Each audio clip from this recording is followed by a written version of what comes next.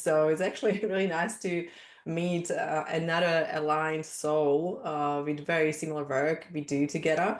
And it's beautiful to connect with someone that is basically my neighbor, almost, and talk about those beautiful things like consciousness, leadership, and leading yourself with high awareness and awakening.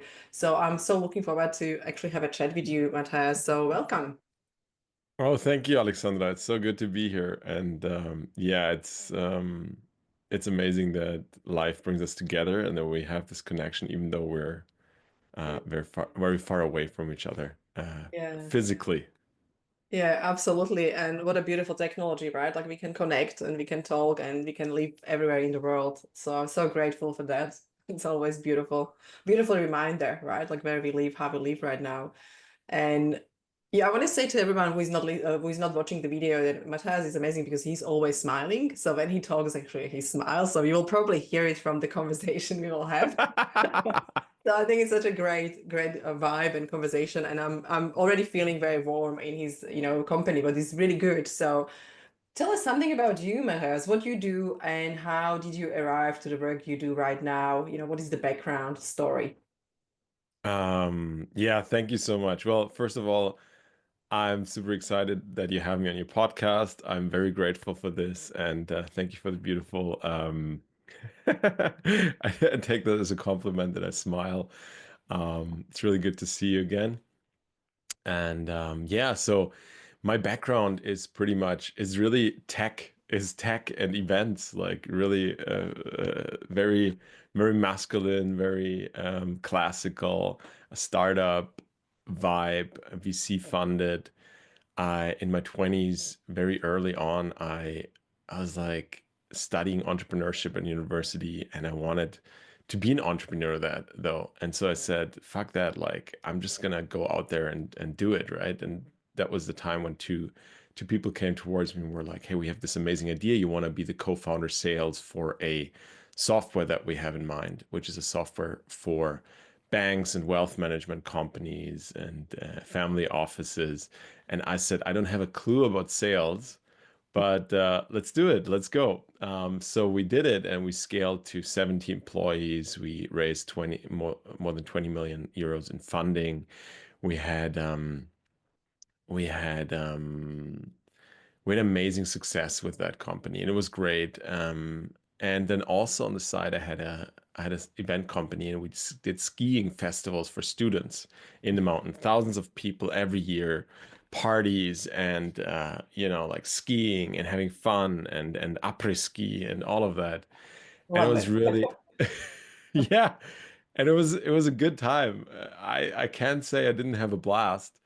Um, yeah, it was really like, yeah, that partying entrepreneur kind of identity and like partying on the weekends, um, being in the office during the week. But then in October 2019, it was a Sunday morning. I woke up one morning and a woman left my room and I had a lot of one night stands back then. I was like constantly distracting myself with adrenaline filled adventures and all of that. And she left the room and then also the apartment. There was silence. And in that silence, that hit differently that day because for the first time, I started to reflect and like a seed that I had planted with reading some books about from Eckhart Tolle apparently sprouted that morning. And I got to question like, who am I beyond these roles? And what do I do with my life? And I realized that I felt really empty and that I had been running away from all of these things.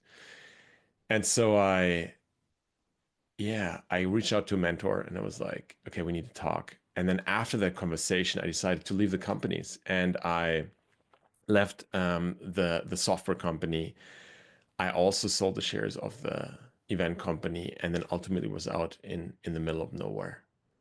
And and that was first was great because I just kept on living the life that I did, except that some friends recommended me doing a seminar that was really a Gestalt therapy seminar, and that's the first time that I really got in contact with like spirituality and all of that. So we were kind of like embodying our hero and our demon. So like kind of the force inside of us that drives forward and the one that holds us back. And there was a moment in the seminar when these two merge, or when these two meet. And in that moment, I completely cracked open.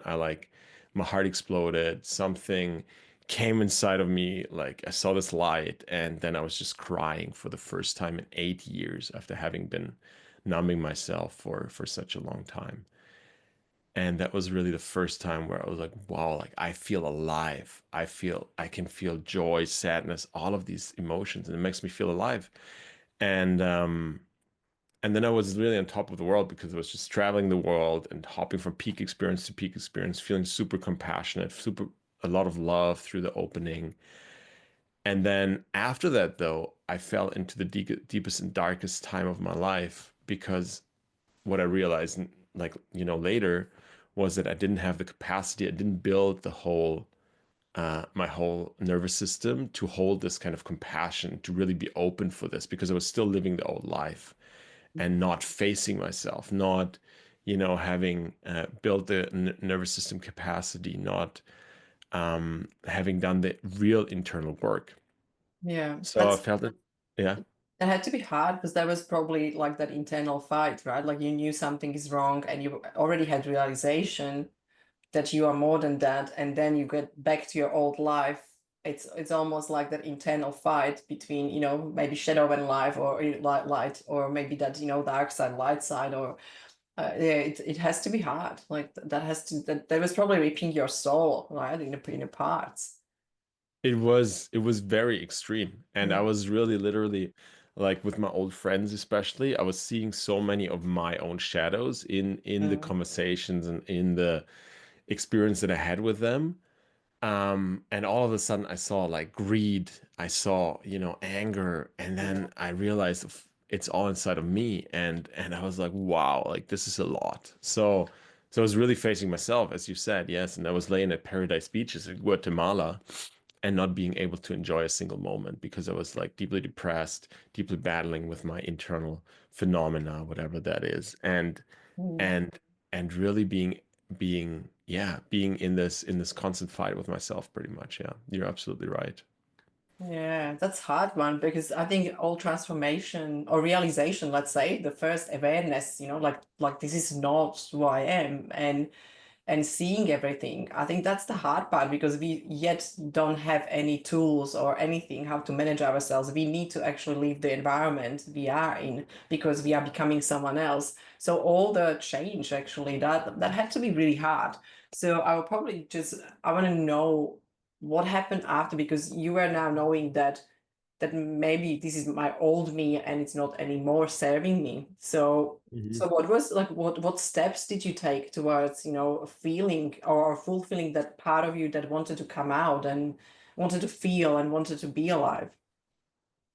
Um, well, that's a very good question. And as I said, I was really like Paradise Beaches, rented villas in Tenerife here in Europe, and just having like trying to have a blast. I thought like the Mm, partying, the peak experiences, the adventures would fill that void. But ultimately, I was really I was getting worse and worse, and I couldn't enjoy a single moment. And I was literally like, I love surfing, and I was in Nicaragua, and I went surfing, and I didn't enjoy it. Like there was nothing that I could enjoy, and I was like, okay, wow, like what am I gonna do here? And so it was pretty much at a fork in the road, right, where I could have gone back because I didn't know who I was, what I was doing. So I still had that old connection and identity of that entrepreneur, of like software, entrepreneur sales guy. And and I was like literally like, okay, shall I go back and do that again? Or shall I like really literally face myself and step into full into the unknown, And that meant for me, really looking for support, getting humble. mm, And there was a moment where I was just where I couldn't take it anymore, and I was like, okay, I'm gonna reach out, and I reached out to my first coach actually, and that changed really the trajectory of it all because I started to learn about, the human development of the psyche, what stages we kind of go through in life, because Yeah. they're kind of predetermined or similar for everybody, Yeah. and what kind of challenges we face along the way. So it's really like Yeah. something that we know that has been researched, and what value systems change and how they change, and what it means to really regulate your nervous system in a skillful way, in a way that's also sustainable, and how to Yeah. integrate all of that. And I realized that, like really designing my life from within with skillful guidance is like the most effective way to creating a life of fulfillment and I joy. love that. Yeah, and I love that because you mentioned as well values. So I believe when we're going through the period of time when we feel like, something is reaping off the soul and our kind of emotional well-being or state is when we are misaligned with our values, and you had to basically early start looking for actually who I am, what my values are, what is important to me.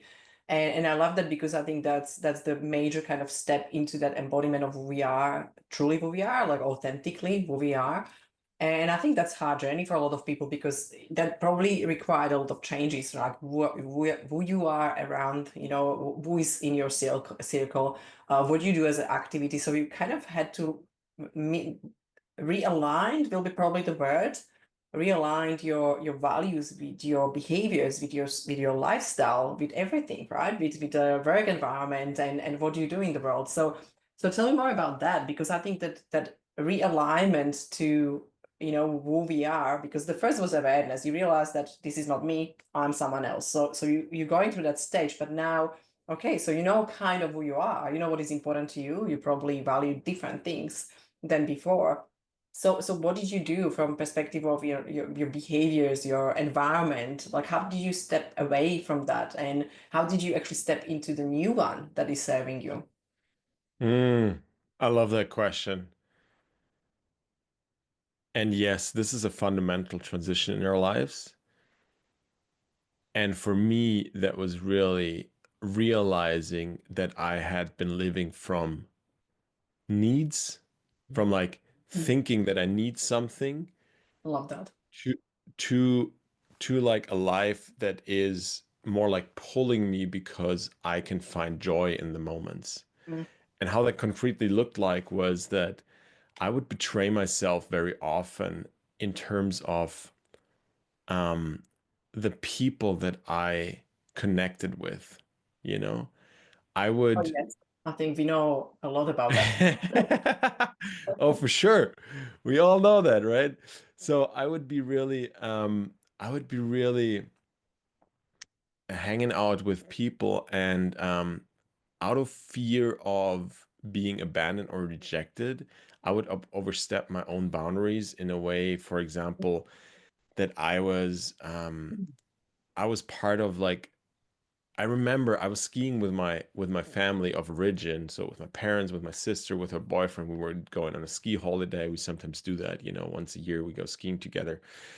And and I remember back then I had these friends that what we always did was like we rented like villas in Tenerife, and then we spent a few months there. It was like COVID time, and we escaped the German kind of hardcore, reign of Don't go political out. political madness that was going on. Yeah, And exactly. And in Tenerife it was like quite yeah. quite beautiful. And they were in the villa already, and I was in the skiing resort. And remember my inside was like, because there was very little trust that I had into also my partner back then, who was with those people. And I remember that she told me that they were gonna do like some kind of like amazing party on the weekend, right? And I was almost like going to shorten the trip with my parents and with my sister in order to fly to Tenerife to go to that party, because I couldn't stand not being there, not knowing what she does there, and also not knowing like the fun that I was missing, right? Like in quotation marks, obviously.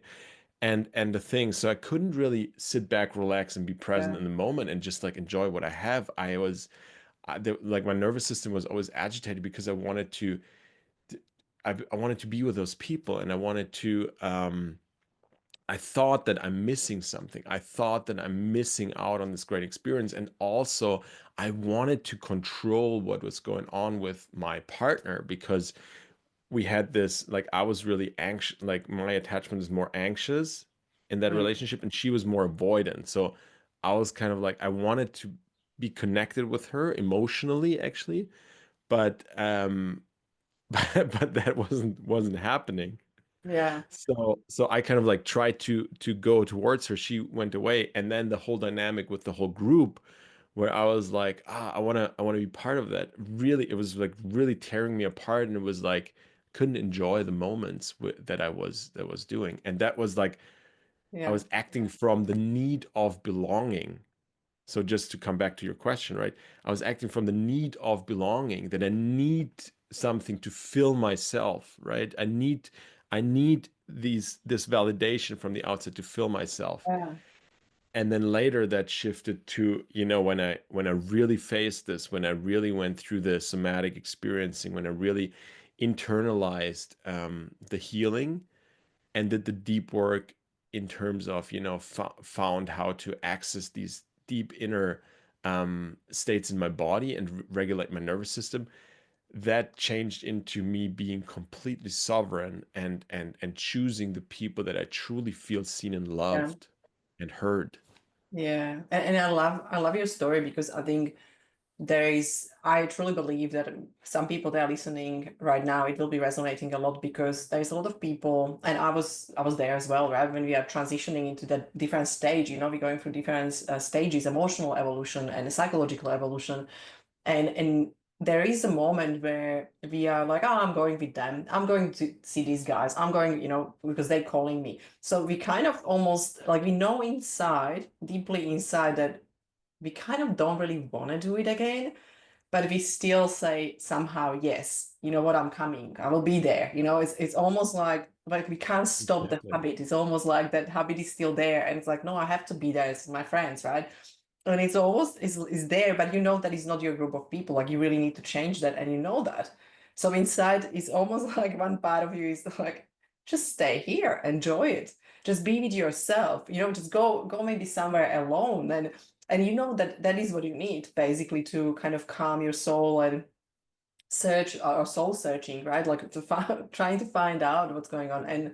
And I know so many times we betray ourselves and we're like, no, today will be better. I'm going there, and maybe today will be different. And we're hoping that something will change outside of us. But it never changes because people just don't change, and most of people, I'm sure that you have the experience that your circles when you were moving, when you're going back to those circles now, they're still same. It's almost like so many people don't really transition or don't change, and they stay same as 20 years ago, right? So many of my friends as well, they didn't change much, and sadly, not everyone kind of starts this journey of self-discovery or have that realization that you had, right? Like you felt like there is just empty life.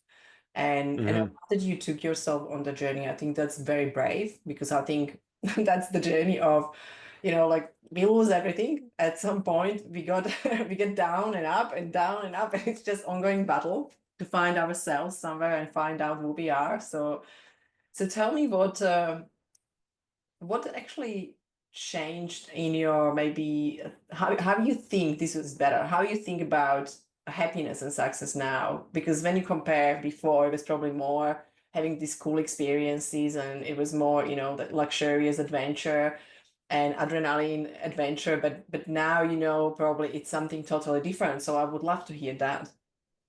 Mm. Oh, it's so different. I'm Oh sure my God. we're doing contrast here, yes. I can. It's so different now. I think that, what you said is absolutely true. We so often seek on the outside what we 100% have inside. And that's something that, it's like kind of like these quotes that you put on your fridge, you know, right? But what does that actually mean? Um, what does that actually mean? It means really that in practical terms, that I was chasing that happiness. I thought that something that I'm going to do, like for example, being with those people or creating the awesome company or having the beautiful girlfriend, you know, would give me the validation and the worthiness Yeah. that I was lacking Mhm. inside. And where does it come from? I remember a time when I was like like 12 years old and I came home from school and I grew up at a beautiful lake um in close to Munich, Germany. And I would go home and I had two really good friends and I called both of them after school. I was like, "Hey, you guys, you want to go to the lake and have fun and go and ride a boat?" And they both said they had something to do, like homework or work helping with their parents. So I was like kind of like, "Oh, okay. Well, I'm going to go down there by myself." So I had lunch, I went down, and I was standing on the grass, and then I was looked out on the lake, and the sun was shining, and I still remember that today. Like I saw a boat, and both of them were on there together, and like my heart sank, and I felt so unworthy and rejected Mhm. that that in that moment I swore to myself like I'm never gonna feel this unworthy and rejected again, right? And I'm gonna show the whole world how worthy I am. So I created this belief that I am not enough So, and I have to mm, show the people that I am enough, that I am worthy to hang out with them. And so yeah, so when I realized that a few years ago, after these experiences, I started reflecting, and I started really going in there, and I started to realize that I had been operating from like these old beliefs that I had picked up from the childhood. yeah.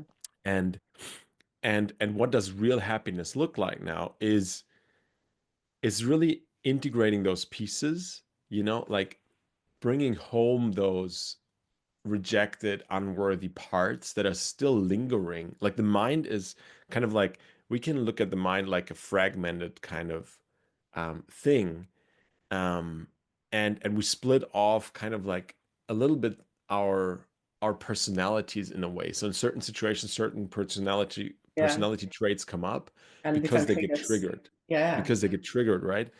And kind of like reintegrating those pieces and Mm, making sure that we can include them into ourselves and that we create a loving, caring, kind, compassionate relationship with them is so crucial. And like one way to wholeness, is to which is called cleaning up in like one of the philosophies that I really love, which is integral theory, and Ken Wilber talks about cleaning up there, which is like really integrating these pieces that have been kind of like fragmented off and then come out through triggers. And then when we do that, this is one way, but when we do that, then we realize, then we can really be present, because otherwise our psyche is always stuck to the past or to the future, right? I'm like lingering in these old, this is what happened to me, that's what I'm unhappy, or like the future, I need to do this in order to. But then when we integrate these fragmented pieces, then we can really be in the present. And it's really true that when we are present, then that's where the happiness and the joy is, because then we can be connected with our bodies and with the phenomena and with the feelings. And these feelings are like, we're supposed to feel joy, and that joy is really in the moment when we're present with what is, and when we can come from that place of peace and of stillness. yeah. And I love that. I love that because I know there's a lot of resistance towards the word stillness, because people think that stillness is doing nothing, but stillness is just the moment, between your breaths, basically. It's just the presence that you can create. in your body and being connected. I love that. And it's so important because that's where growth actually happens, because you realize that you're almost like out of your mind, right? Like you are actually in a feeling in a body. And it's a beautiful moment of stillness, gratitude, love, and joy. I love that. And there is something you said, and I think that's very important for everyone who's listening. I'm sure that you can guys find yourself there in that story, because we all had a moment when we were young, kids. I'm sure we all felt at some point or in some moment rejected, because it was normal, right? Like when you see kids, they always do it to each other. They always, Mm. argue, and they always are Yeah. three friends, and two friends are together, and one is out, and then that changes in a few weeks' time. So Oh, it's kind of very normal, but it can hit you, right, really hard. of And running on course. that moment of, wow, okay, so my friends betrayed me and I feel it right now, because you were probably very present in that moment. So it really kind of ingrained memorized in your brain. And what happened after that, we basically lived the life that is based on that, that limit, that the belief that what happened the moment. Mhm. And conversation with you is almost healing for me, because I was going back to, to my moments as well, like when I felt rejected, when I felt that way, when I felt embarrassed or ashamed. And there is so many of them, I believe, from everyone's life. And I love when you said that just healing, being on the journey of putting together all those parts of us, and calling them back and making a peace with them. I think there's also, I think it's family system or something, I can't remember, but it's like a as well like a psychotherapy, and it was made by talking to your parts basically, and talking to your parts like a shame, for example, and say, you know what, thank you very much for being here, thank you for serving me. I understand you're here, but I'm fine now. So it's almost like you're talking to different parts of your mind and your psyche. And I love that when you mentioned that, right? Like it's realigning and connecting them and trying to find that wholeness in a stillness. So Mhm. wow, Yeah. okay. So thank you so much actually for that, because it really just is beautiful when it takes us through the journey of remembering. And Yeah.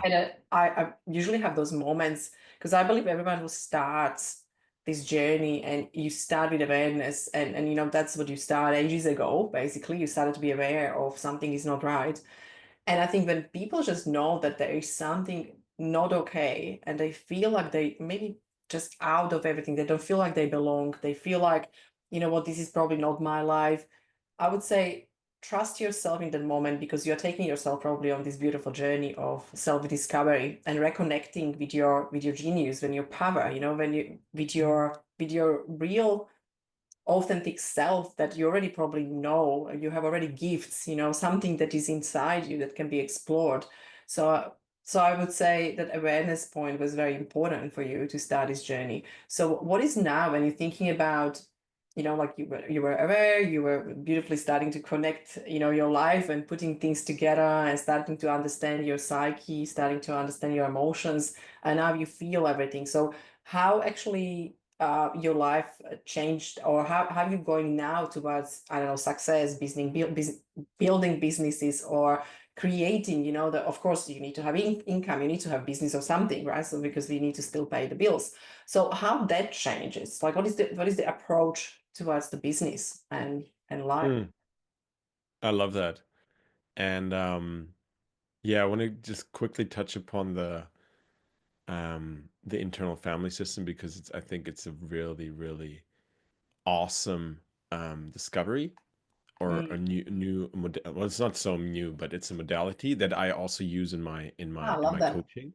I Yeah. use them in my coaching, Nice. and also I'm pioneering with some other coaches and psychologists from actually Australia, a new modality that integrates that into like a skill that we can all learn for ourselves.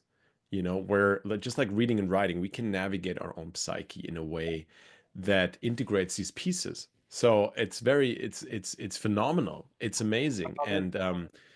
And yeah, an internal family system parts work is one, and then there's other modalities, and actually I'm as I said I'm supporting some people that are developing or that have developed a new one that's like really, really cutting edge and exciting, because my whole mission is to really support people in harmonizing themselves from within, create harmony within, because I believe that when we all create harmony within, we will only create harmony on the outside. Because, like Absolutely. what I said, like I was reacting to those things, I was projecting my greed, my anger to other people. And what I realized is that then I didn't show up as the best version for myself and for others.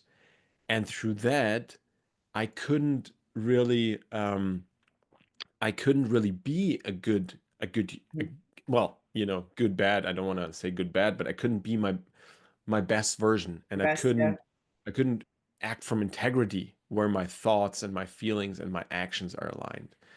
And um I couldn't stay calm in the midst of storm.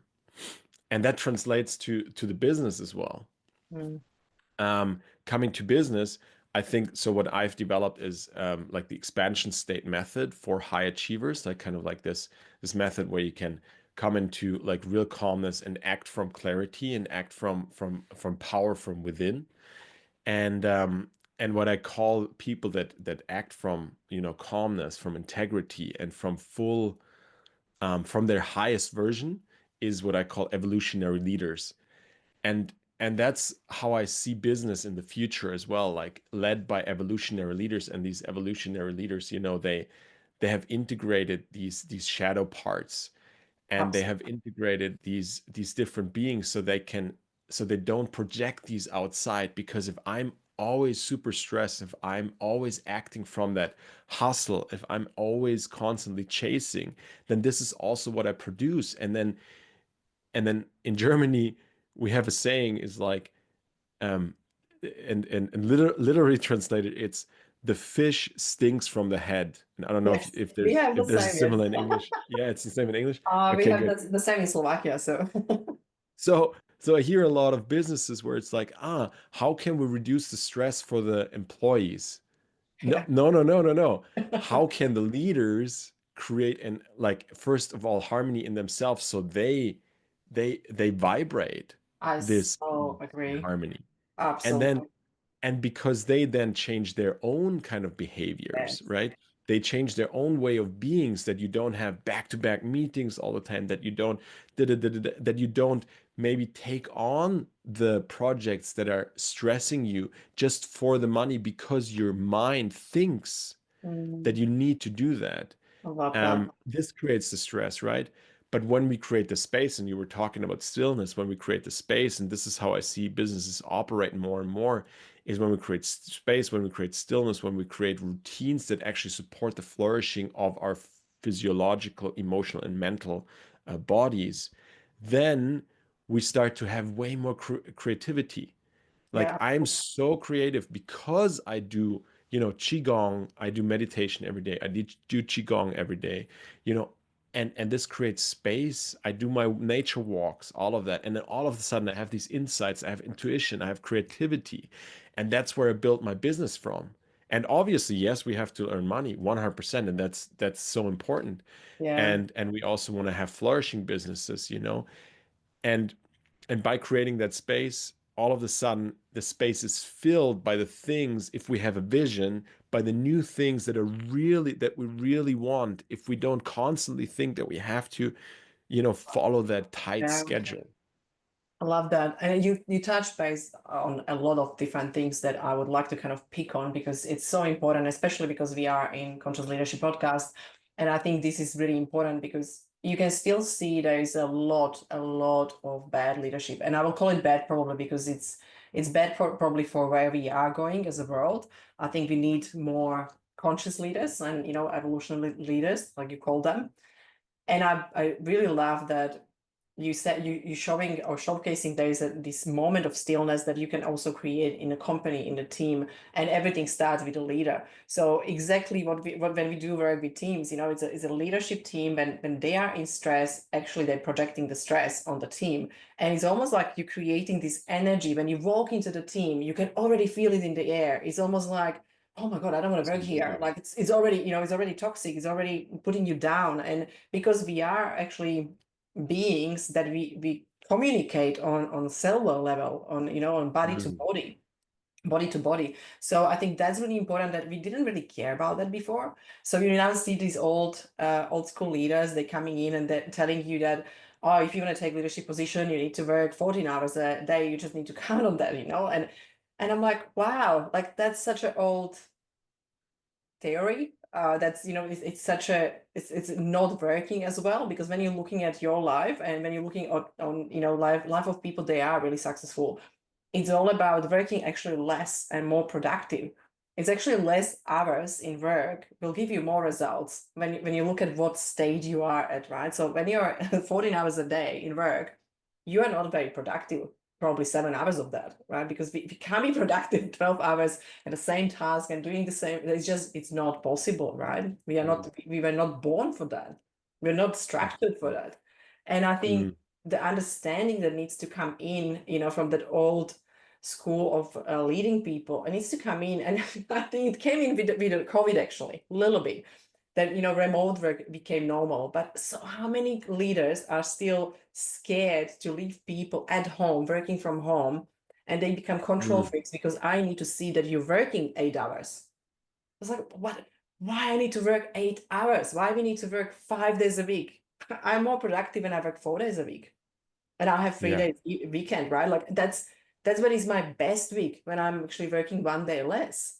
But we are so slow to adapt to this high level of happiness and well-being and being actually happy and feeling joy in work, that it will take probably another decade or so, right? Or maybe 2 decades to transform into that real beautiful conscious evolutionary leadership. And I really wish that we all have it already, because I think it's so important and it's so visible. Like the creative mind doesn't work, right? When we are in stress, when we are in ongoing doing, it yeah. doesn't work. It's just we can't It access doesn't. the right brain. We can't access the intuition. We can't access the power we have inside. And that always fascinates me, that like few people that will see it will create Mm, absolutely amazing companies and will create absolutely amazing growth in the world. And I can't wait to see that.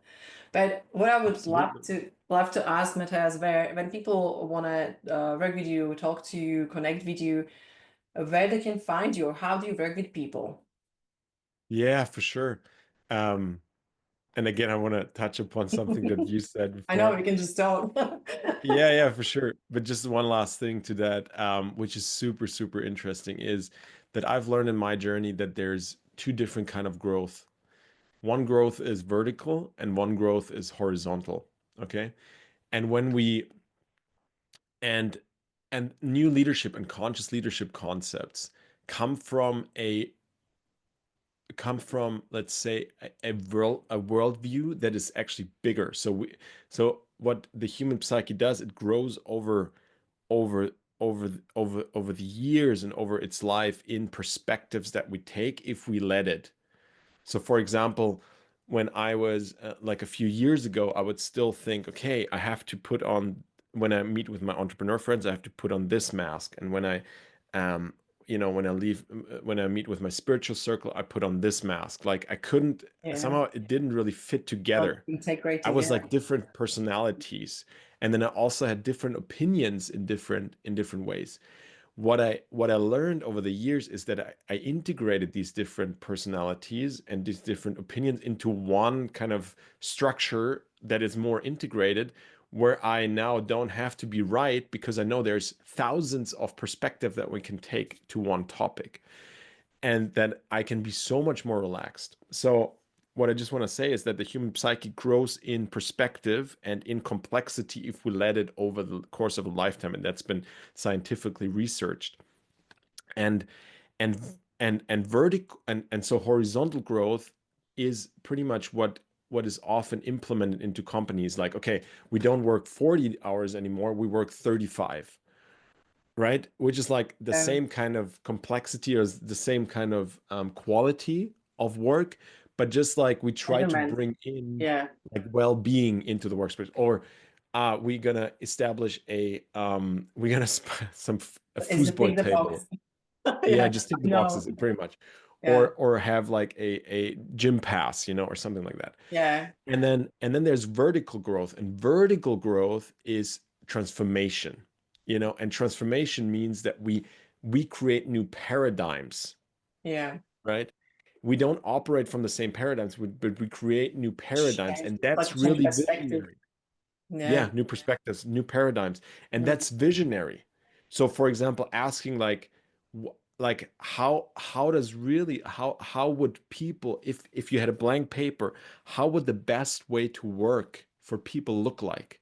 You know, seeing that we are holistic, multidimensional beings, that we have physical needs, emotional, mental needs, Yeah. relational needs, all of these different things, and how would workplaces be Yeah. shaped if they would be holistically integrated. And that's just But the thought. funny, yeah, and I love what you said, but funny thing is that when you bring this question to companies, they measure or they create from the same horizontal kind of measures, right? Like so they look at creation of the new way of working still from the same way of working. So they only change the small things, right? It's almost like I believe that because I'm trying to explain like because when you ask this question how the best place will look like, people usually go like, oh, maybe work less days, or maybe having one more Mm. room here, or maybe have reading room here, or having relaxation, or maybe we can have massage in the middle of the day, but it's still kind of same paradigm, right? So I feel like stepping into that new way of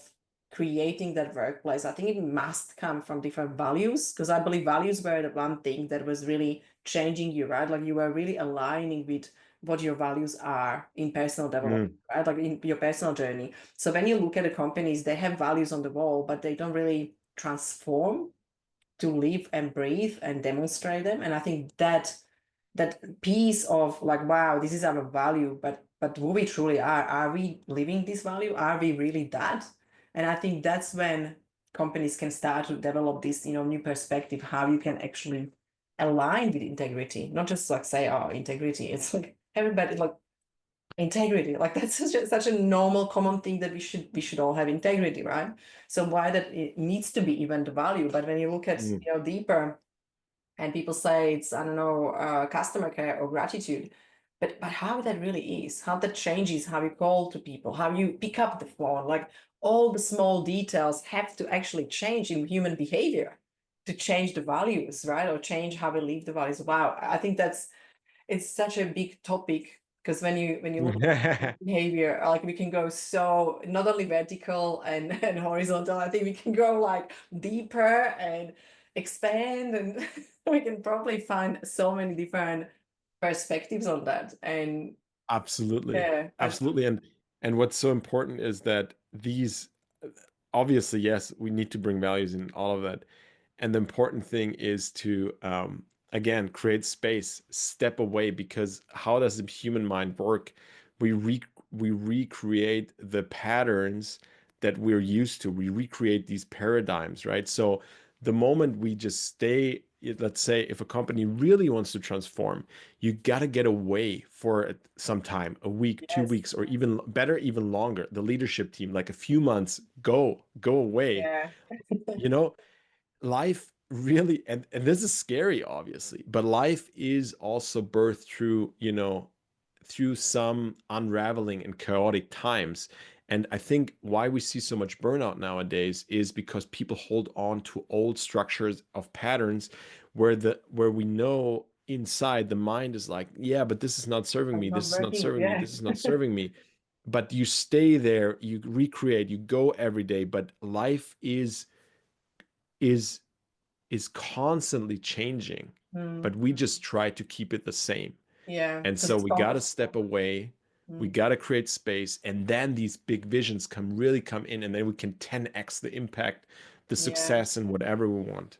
I love that. And I love that you're saying that, because we realized when we started to do now like a retreats actually for the company, we didn't really have an idea there will be interest, but people are so well responding to that, and they're like, oh my gosh, Mm, yes, we want to go, actually we want to go away, or you want to be in a forest in this beautiful so resort important. together, yeah, just going away and change the environment. And you're right, there's so much that can be done when we actually are able to shift, and the deep work has to happen, because we are holding on the the old paradigms or old patterns, And going away from that old patterns, that requires to have a little better relationship with uncertainty, right? And jump into the new space. And I think that's scary for a lot of people, and expectations of, like the results and everything. So I believe that, yeah, I would love to have this conversation, and I think we can continue on leadership and really looking at the companies and cultures and how people work together, because I think that's another